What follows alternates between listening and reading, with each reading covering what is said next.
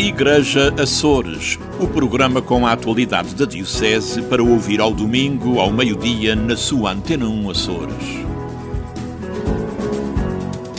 Bem-vindos ao programa de rádio Igreja Açores, no terceiro domingo do Advento, Domingo da Alegria. Como ser feliz no meio de tanta injustiça, com tantos desafetos e traições? Como ser alegre numa sociedade onde tudo é descartável e onde as pessoas valem, sobretudo, o que possuem? De qualquer modo, o profeta Isaías, numa mensagem perfeitamente atual, insiste: alegre-se. Nos próximos 30 minutos vamos olhar a atualidade diocesana e também analisar o fim do Ano Santo de São José.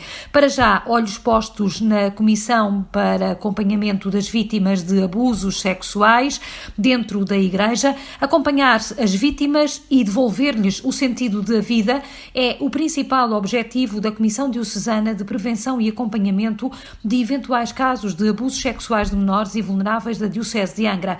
O grupo reuniu no passado dia 3 de dezembro para definir as linhas de ação. Lina Mendes, a coordenadora da Comissão, deixa aqui as principais linhas de atuação deste grupo, que integra elementos de diferentes áreas profissionais e de diferentes ilhas. A reunião ocorreu no dia 3 de dezembro e contou com a participação de membros de 3 ilhas: Terceira, São Miguel e Faial, e realizou-se na Ilha Terceira, fisicamente, e nas outras ilhas, as outras 2, por videoconferência.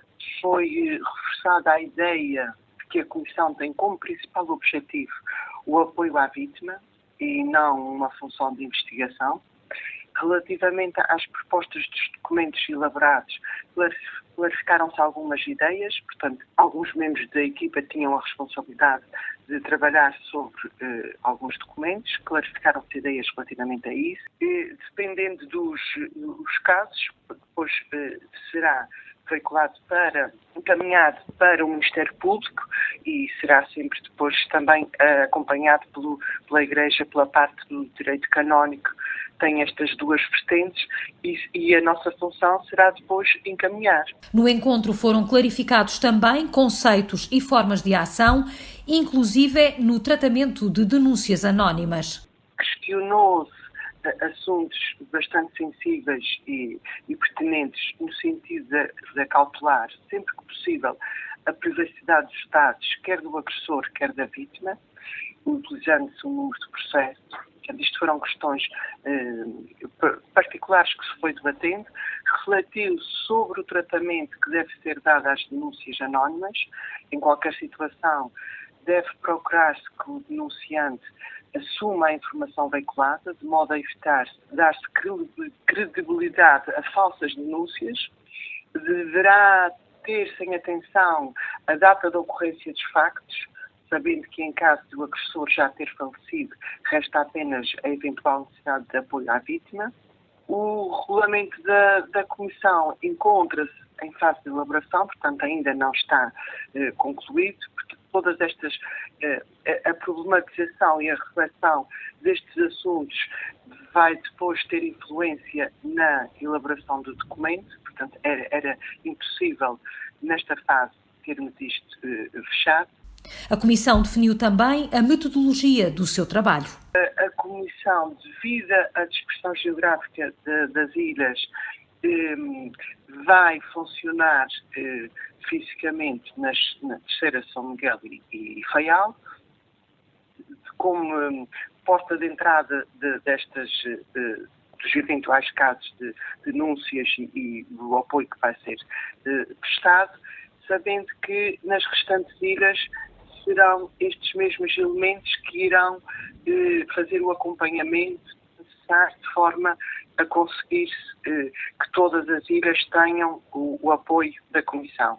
Lina Mendes adianta que, ainda que também nos abusos ocorridos em contexto familiar, a Igreja terá um papel a desempenhar enquanto instituição. A maioria dos casos de abusos sexuais ocorrem no seio das famílias, contudo, estas não estão devidamente organizadas de modo a poderem responder a este fenómeno.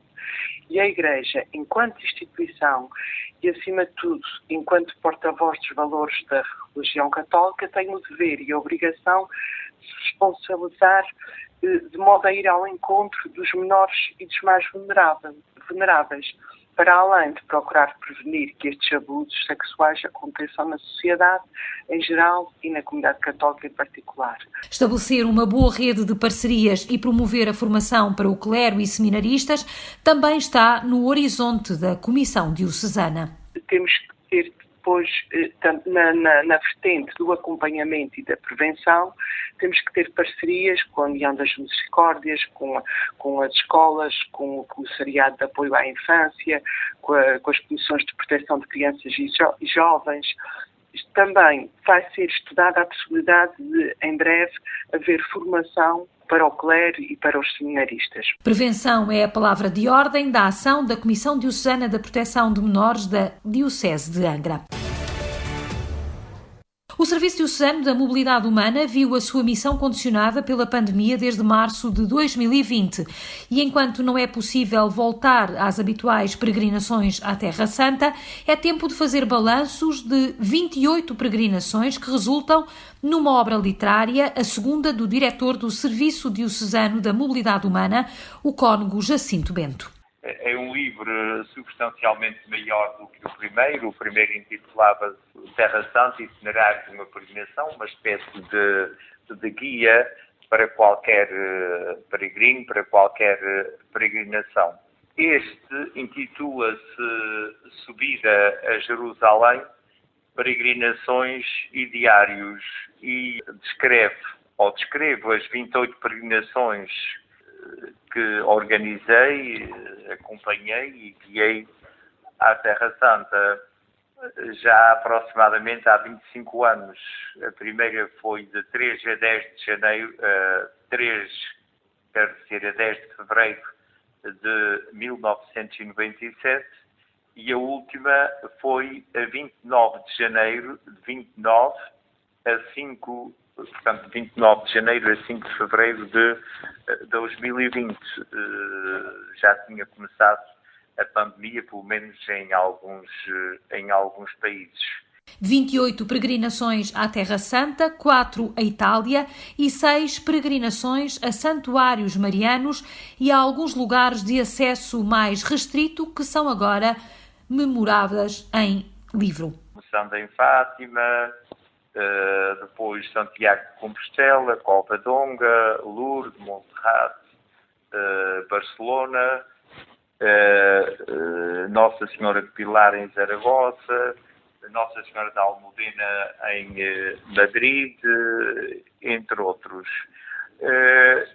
Depois também tem diários de viagens à Terra Santa, porque eu fui 7 vezes sozinho à Terra Santa e estes relatos, pois têm os meus pontos de vista, também escrevo as minhas experiências, vivências, de lugares muitas vezes não acessíveis aos peregrinos, lugares que são muito sensíveis sob o ponto de vista político e militar, que ficam alguns na Alta Palestina e que até tive de recorrer a seguranças para os visitar, mas são lugares tão importantes e ligados à história da salvação que eu tinha efetivamente muito gosto em conhecê-los. A obra conta com uma nota do Patriarca Latino de Jerusalém e a sua venda tem uma finalidade solidária. O livro, posso também adiantar, que é prefaciado pelo Bispo William O'Malley, que é um Bispo auxiliar de Jerusalém, que é meu amigo. O livro contém também uma nota breve do Patriarca Latino de Jerusalém, com a sua assinatura, embora seja em inglês, e o produto da venda dos livros destina-se, na sua totalidade, a favor dos cristãos da Terra Santa. Como sabe, são poucos, aproximadamente 2%. O livro Subida a Jerusalém, Peregrinações e Diários é composto por texto e imagens e deverá ser lançada logo no início de 2022.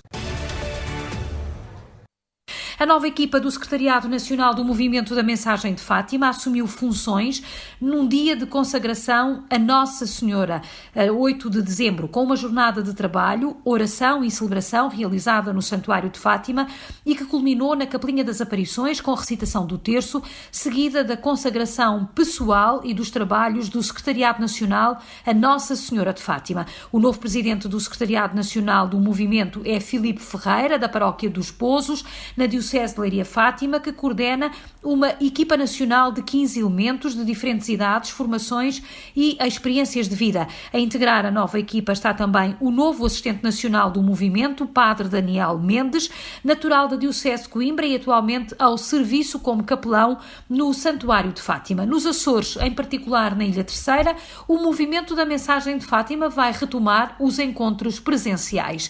Os encontros mudaram de moldes, passando de retiros a encontros de um dia exclusivamente. O primeiro do novo formato acontece já a 22 de janeiro, como adianta Francisco Machado. Estamos organizados nos moldes diferentes devido à pandemia e a tudo que é associado também ao facto de não termos casa de retiros neste momento. Vamos fazer encontros de um dia só. Será no dia 22 de janeiro de 2022, se a pandemia deixar, claro. Os conteúdos programáticos serão ajustados às necessidades da adolescência nos dias de hoje. Fazíamos os retiros, são vocacionados mais vocacionados para os jovens.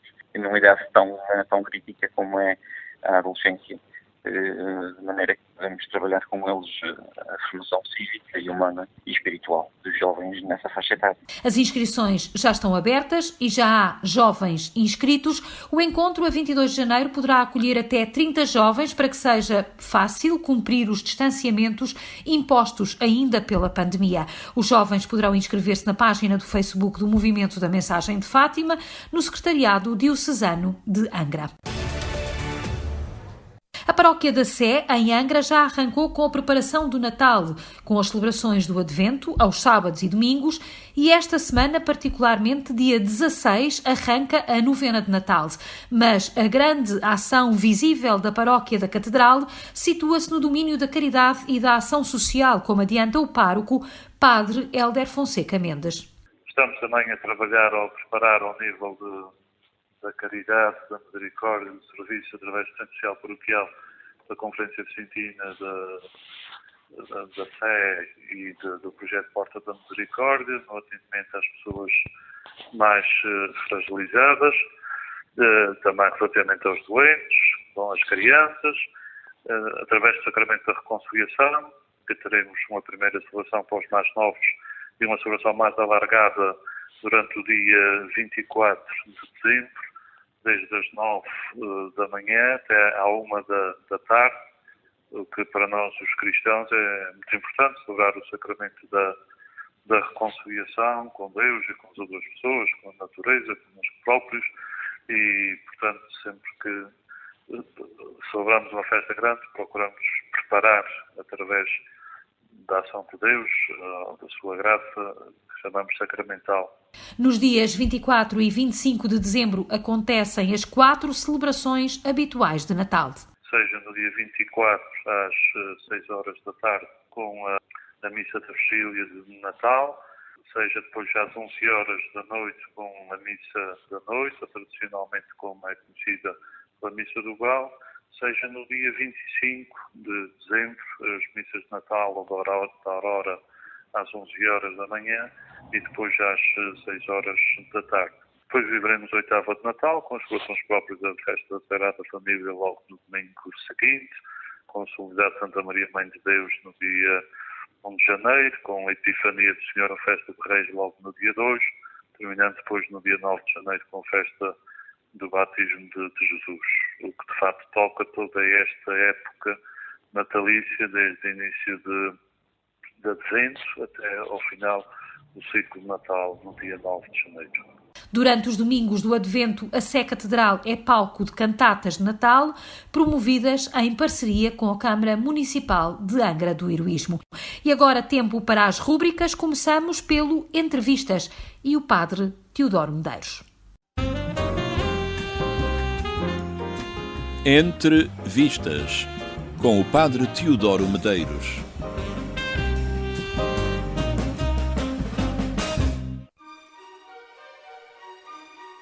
Esta semana, a proposta recai num filme clássico realizado por Alfred Hitchcock, Vertigo, ou no título português, A Mulher que Viveu Duas Vezes.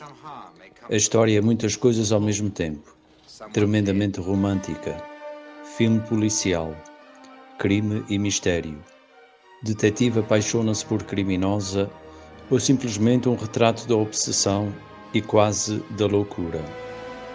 Mas, se se olha mais atentamente, é uma alegoria do próprio cinema, onde nada é o que parece ser, nem sequer o amor, que aqui é aceso por duas vezes. Como na vida, os maiores enganos acontecem quando a intenção é mesmo essa. Por outro lado, a insaciedade do protagonista é um espelho da condição humana.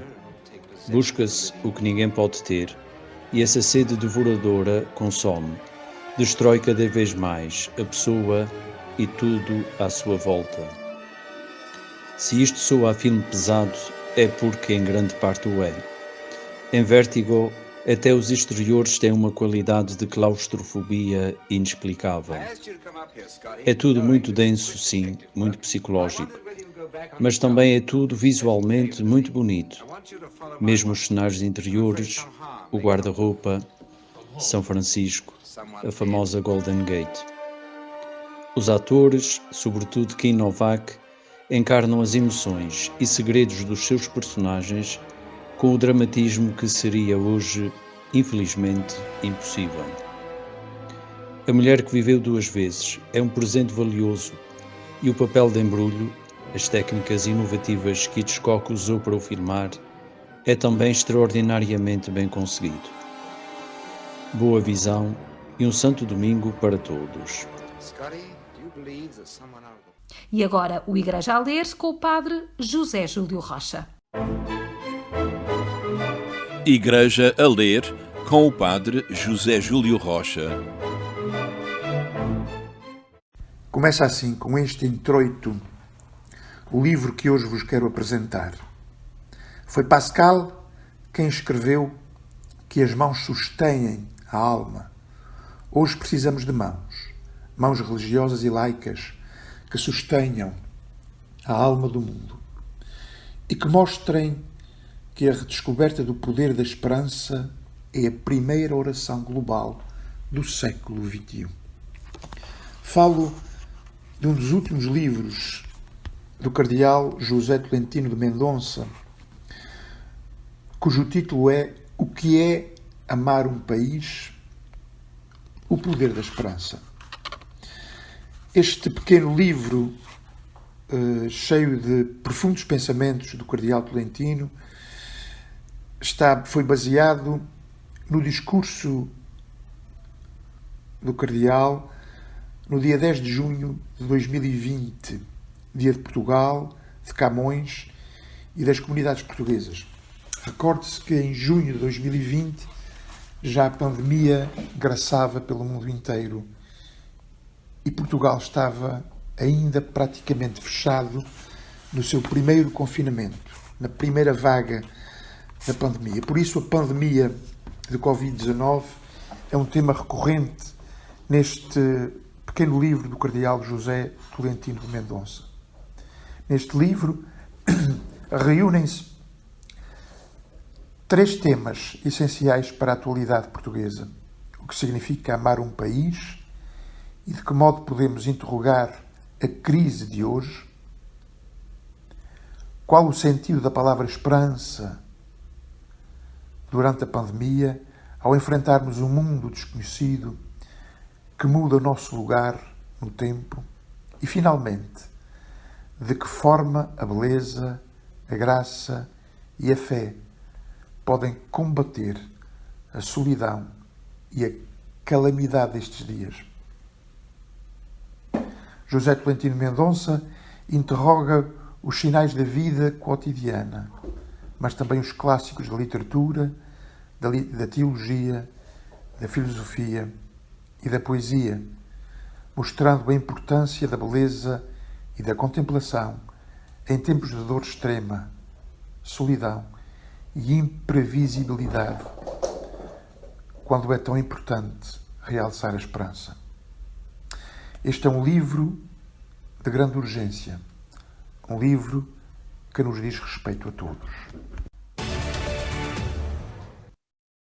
E agora vamos à entrevista da semana. O Papa Francisco encerrou esta quarta-feira, na solenidade da Imaculada Conceição, o ano dedicado a São José, para o qual escreveu uma carta apostólica intitulada Patris Corde. O objetivo era o de ajudar as pessoas a redescobrir esta extraordinária figura que é o patrono da Igreja. E o mais singular desta carta é que o Papa afirma que, depois de Maria, a Mãe de Deus, nenhum santo ocupa tanto espaço no magistério pontifício, ligado também ao mundo laboral.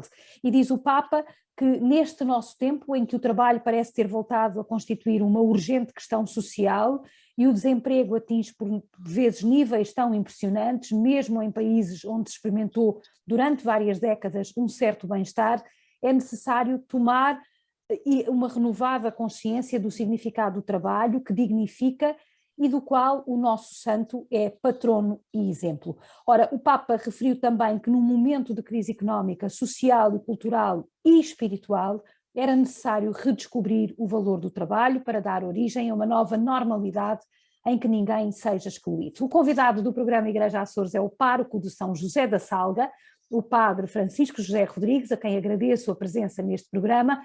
São José convoca-nos para muitos lugares, a começar pelas periferias. Era carpinteiro, um homem discreto que teve de proteger a sua família numa fuga contra a tirania do poder, aspecto que nos une aos dias de hoje. Que balanço o Sr. Padre faz deste ano e das iniciativas que a Igreja desenvolveu para mostrar as diferentes facetas deste santo? Hoje agradeço o convite de estar aqui convosco. Verdadeiramente o balanço, na minha perspectiva, é um balanço positivo, porque movimentou toda a Igreja nesta figura de São José. Portanto, toda a gente, de uma forma ou de outra, teve a possibilidade de refletir, de se encontrar com a pessoa e com a figura de São José. Desde os institutos religiosos, a grupos eclesiais, com retiros, com novenas, com encontros de oração, vigílias de oração, em que a figura de reflexão era São José, foi São José, precisamente pelo modo como viveu, que, como dizia o Papa na sua carta e também você, sendo uma figura discreta, que passa na sombra da história da salvação, tem um papel preponderante de cuidar da família, de cuidar daqueles que eram frágeis, tanto a Virgem Maria como o Menino Jesus.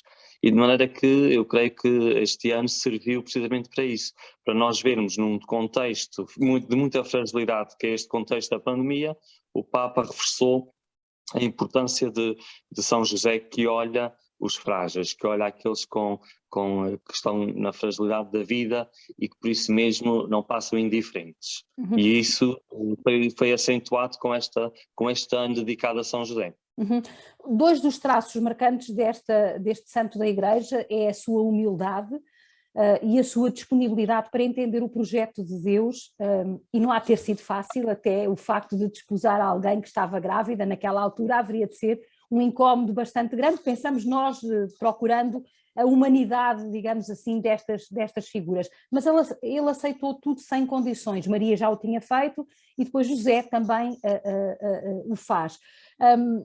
Tudo em silêncio, hoje diante de tantos ruídos e de tantos choros e de tantas mazelas com que nós todos vivemos e que nos estamos sempre a queixar, como é que podemos olhar para este santo da Igreja e de que forma é que este ano nos ajudou a compreender que, de facto, quando nós queremos ser tantas coisas, basta-nos ser humildes e disponíveis para acolher o projeto de Deus? Sim, e nós podemos ver que São José, como dizia na carta, era o pai na obediência. Ou seja, ele entra na história da salvação, no cumprimento daquilo que Deus lhe pede, numa obediência que não é cega, porque ele tem noção da responsabilidade que é, ele tem noção das dificuldades que vai encontrar, tanto é que depois tem que fugir para o Egito, mas o que é curioso vermos é que ele faz uma reconciliação com a sua história. São José vai aceitando os passos que lhe vão surgindo, ele vai aceitando numa reconciliação com o imprevisto. Tanto é que depois o Papa vai até dizer, ele como pai com coragem criativa, que perante as dificuldades é criativo. E isso para nós creio que é um estímulo, porque nós neste contexto de pandemia, neste contexto de grandes lutas diárias, tanto pessoais como profissionais, a figura de São José ajuda-nos a pensar, bem, em que é que eu posso ser criativo? Em que é que a vida exige que eu seja criativo neste contexto ou nesta situação? E claro que pedindo a intercessão de São José é uma mais-valia, porque precisamente nos leva ao improviso, mas com os pés assentes naquilo que é a nossa realidade. E, portanto, creio que São José ajuda-nos a entender isso mesmo. Que, na sua simplicidade, ele assume o dia-a-dia, que é algo que nós às vezes queremos é fugir do nosso dia. É a santidade popular que o Papa chama a santidade ao pé da porta.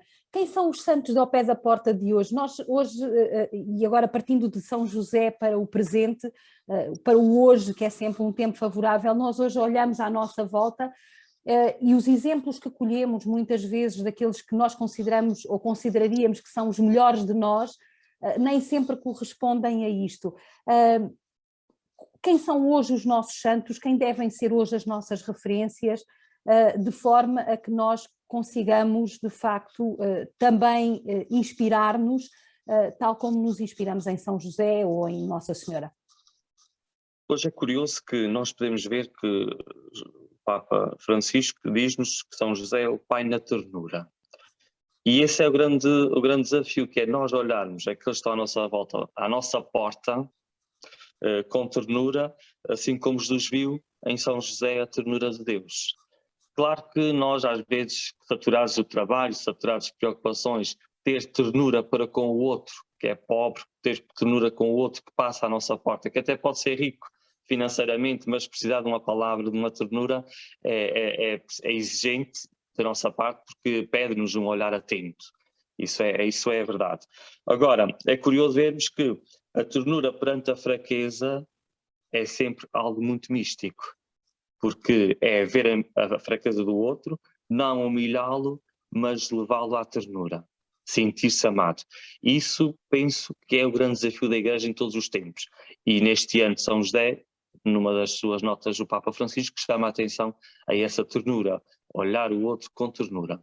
Que no mundo cheio de violências, cheio de guerras, tanto pessoais, familiares, no trabalho, na competição do dia-a-dia, parece que a ternura de São José passa despercebida, mas, no entanto, tem sempre valor e deve ser sempre valorizada. Claro que isso nos exige uma certa espiritualidade, que nós encontramos na figura de São José, encontramos na figura de Santa Teresinha, do Menino Jesus, encontramos na personagem, na figura no santo São Francisco de Assis, portanto, tantos outros, que nós podemos ver que esta ternura expressa-se na natureza, o olhar para com a natureza, o olhar para com o homem, que depois vemos que tem sempre uma forma de rejuvenescer-nos na Igreja e na vida. Uhum. São José convoca-nos também para aquilo que é, no fundo, e sintetizando aquilo que acabou de dizer, para uma espécie de uma ética do essencial. É disso que o mundo precisa. Nós hoje vivemos ofuscados por ter muita coisa. Então agora nesta quadra que estamos a viver, toda a gente basta ir a andar nas ruas, a um centro comercial e vemos o consumo desenfreado. Pode parecer um lugar comum, mas de facto, sendo este um momento que também somos convidados a uma certa espiritualidade, o ter e as luzes do consumo acabam por quase que ofuscar. Numa sociedade tão marcada pela pandemia, por um agravamento do fosso das desigualdades, daqueles que têm tudo e daqueles que têm muito pouco ou que não têm quase nada, qual é o papel da Igreja, qual é o nosso papel como cristãos no dia-a-dia, de forma a podermos ser também portadores e fazedores desta ética do essencial? Pois é curioso vermos que esta pandemia levou-nos ao essencial. Quer queiramos, quer não, ela levou-nos a isso. E, inclusivamente, nós vemos, as igrejas estão um pouco mais vazias, e eu creio que esta pandemia levou-nos a um discernimento, a um escrutínio mais acelerado, mais rápido, daquilo que é o essencial, daquilo que é o supérfluo. E, portanto, muito facilmente, aqueles que procuram o essencial mantiveram-se na fé, ou mantiveram-se na prática religiosa, na vivência cristã. De maneira que a figura de São José também leva-nos ao essencial, porque São José não é assim ninguém extraordinariamente que apareça nas televisões ou que aparecesse nos média, que na altura nem havia, mas São José, se existisse hoje, passaria despercebido. Em segundo plano, dúvida. sempre, sem Sempre, ocupar em as segundo plano. parangonas dos jornais, sim. Exatamente, mas é um segundo plano que está muito bem valorizado, no sentido que ele sabe muito bem o seu papel, ele sabe muito bem o que é que está a fazer. Nós dizemos sempre, por trás de um grande homem é sempre uma grande mulher, e esta grande mulher que está por trás, sendo grande, torna-se pequena porque sabe onde é que tem que trabalhar, sabe onde é que tem que se colocar. E eu creio que o essencial deste tempo de Natal, deste tempo desta quadra que é importantíssima, é nós vermos que o sermos para o outro, estar para o outro, é muito mais importante. Podíamos dizer que é o grande presente que nós nos podemos dar uns aos outros. Independentemente de grandes jantaradas ou grandes convívios, o saber estar para o outro, ouvir o outro, escutar o outro é crucial. Porque isso permite-nos entender ou receber aquilo que o outro de bom tem. Num mundo de tanta violência ou num mundo de tanta agressividade, nós podemos ver, afinal, aquele naquela pobreza ou aquele na sua fragilidade tem algo de bom a dar. E isso é essencial. Isso leva-nos sempre ao essencial. E estamos a conseguir, Padre Francisco, estamos a conseguir ser esse ombro, esse colo para o outro? Estamos a conseguir na plenitude? Creio que nem sempre. Mas estamos a tomar mais consciência de que é isso o caminho, Isso eu tenho essa convicção, que podemos não estar todos ao mesmo ritmo, mas cada vez mais o essencial vai surgir. Até porque, vamos ver, neste tempo de pandemia, as celebrações, os convívios ficaram todos muito mais reduzidos ao essencial. Portanto, tudo o que era mais supérfluo ou mais abrangente foi suspendido. Por isso nós vemos que a pandemia levou-nos ao essencial. Agora, terão todos encontrado esse essencial, terão todos encontrado aquilo que é a essência da vida? Aí já é diferente. Acredita que ficamos melhores, Sr. Padre? Acredita que depois desta pandemia, com esta, no fundo, o nosso povo tem um ditado que é: há males que vêm por bem. Naturalmente que esta pandemia nunca foi um bem, nem nunca há de ser um bem, com todos os constrangimentos que nos colocou e que continua a colocar, com todas as mortes, com todo o rastro de destruição que deixou e que deve fazer-nos preocupar. Mas a questão é: conseguiremos tirar alguma lição daqui para ficarmos melhores, para ficarmos justamente centrados no essencial e fazermos caminho a partir do essencial? Sim, sem dúvida, se quisermos, não é? Nós, se quisermos, podemos tirar bom partido da pandemia, porque também depende sempre do nosso ponto de vista, não é? Nós podemos ficar no desânimo ou vermos com esperança este novo tempo. Eu creio que a vida exige-nos ir ao essencial e esta pandemia obrigou-nos a isso. O que eu vejo é que esta pandemia, quer queiramos, quer não, obrigou-nos ao ir ao essencial. E mesmo a nível pastoral, nós tivemos que deixar muitas coisas supérfluas, ou coisas que às vezes damos importância que não têm, ou que damos prioridade que não deveria ter, e que a pandemia obrigou-nos a dar prioridade àquilo que é prioritário, não é? Portanto, as celebrações mais comedidas, celebrações mais vividas no interior das igrejas ou nas próprias casas, coisa que não havia tanto, não é? Houve celebrações domésticas, houve reflexões domésticas, houve esta comunicação pelas redes sociais. Ainda há dias, já não tanto no contexto de pandemia, mas estava mau tempo, que era quase impossível sairmos à rua devido ao mau tempo que existíamos, fizemos a reunião via online a catequistas. Quer dizer, a pandemia fez-nos preparar-nos para novas coisas, que, independentemente das distâncias, nós podemos estar próximos, pelo uso mais pragmático das tecnologias. Quase que antes ter uma reunião online era só, em último caso, era só assim, uma referência de última hora. Agora não, tornou-se uma coisa prática e vemos que é um aspecto positivo deste contexto da pandemia. Uhum. Padre Francisco, estamos mesmo na reta final da nossa conversa. Vivemos neste domingo, o domingo da alegria. Estamos também quase a chegar ao final do Advento, a essa grande noite, que é a noite da vigília do nascimento do Menino Jesus. Que mensagem é que deixa para este Natal, não só aos paroquianos de São José da Salga, mas também para todos os diocesanos que nos ouvem a esta hora no programa Igreja Açores e também nos ouvem por este mundo fora, um mundo tão marcado muitas vezes pelo desânimo, e que este santo de que hoje estamos a falar nos mostra que afinal esse não é o caminho, apesar do silêncio, apesar de alguma resignação crítica. Na verdade há sempre que ter humildade e conservar a disponibilidade para abraçar o projeto de Deus, e o projeto de Deus faz-se de gestos simples no nosso cotidiano. Eu diria que a noite de Natal é a noite das desigualdades. É uma noite em que muitas vezes temos a nossa casa com fartura, a nossa mesa bem recheada, em que temos os nossos, mas há muitos outros que estão nos hospitais, na solidão, na pobreza.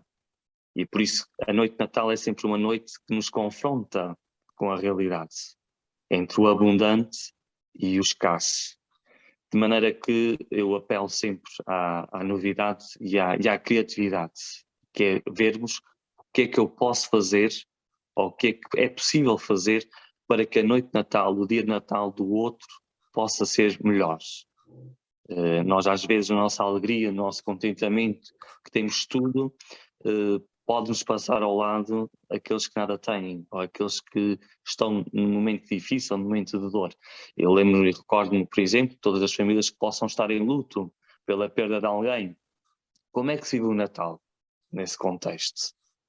Por isso convido-os à oração, a nós não pensarmos que por estarmos bem, que todos estão bem, mas sim de, no nosso bem-estar, pensar também e pedir a intercessão de São José pelos nossos irmãos que possam estar em dor, possam estar em angústia ou em sofrimento. Porque é aí que nós vemos a força da Igreja, a força da oração, que me permite, na minha alegria, estar e chorar com o outro que chora, com o outro que sofre. E aí é que nós vemos esta grande família que é sermos a Igreja. Termino por dizer, eu a nível pessoal, neste ano de São José, procurei visitar a Basílica da Sagrada Família, que foi inspirada pela Associação Associação Espiritual dos Devotos de São José, que foi eles quem impulsionaram a construção desta igreja, que depois também tem ela uma capela na cripta dedicada a São José. Portanto, achei curioso este pormenor e fiz questão de, assim que fosse possível, visitar a Basílica. E assim o fiz em novembro. E, portanto, foi uma das minhas, digamos, propostas para mim, pessoalmente, que era estar e visitar uma igreja que também teve influência a espiritualidade de São José. Muito obrigada, Padre Francisco Rodrigues, por ter estado connosco neste programa Igreja Açores, onde recuperamos as diferentes facetas do perfil de São José, o santo que a Igreja tanto celebrou durante este último ano e que deve ser uma inspiração para levarmos no cotidiano das nossas vidas gestos simples de uma santidade popular, em que a humildade e a disponibilidade para o outro possam ser efetivamente a grande matriz da nossa ação como cristãos. O programa Igreja Açores regressa para a semana, na última semana. Igreja Açores, o programa com a atualidade da Diocese para ouvir ao domingo, ao meio-dia, na sua Antena 1 Açores.